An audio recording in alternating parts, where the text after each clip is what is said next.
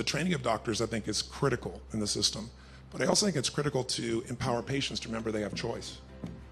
In my own mother's case, I immediately made a change in the doctor, and I think both the patient can do that, other people can do that, and one of the ways you change a system is, remember, a system is made up of people, and it's made up of choices.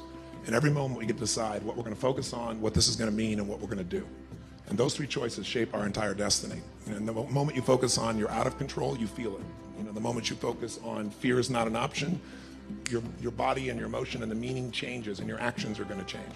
So I think it's both coaching the doctors, it's empowering the patients to remember they can make a choice and that they need to heal to find someone who's empathetic for them and not to settle. And I think the third component for that really is bringing people whose nature is already in that area. Their nature is to support, to love, to connect, to build a relationship, and have them come into these environments, because you're not going to change every doctor from a pragmatic perspective. And I think we have to look at all three components if we're going to be holistic in creating a real change. It's equally important for patients to also realize as they're going in that if they're divided within themselves, they're not going to get well. When you believe in that therapy, I don't care if it's Eastern or Western, and you are unified, your chances of healing go up, geometrically. When someone has a belief is a feeling of certainty about what something means to you.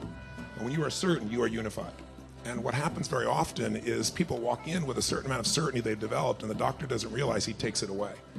And very often that's designed to lower the expectations so people don't suffer more or hurt, but there's no greater suffering than no hope.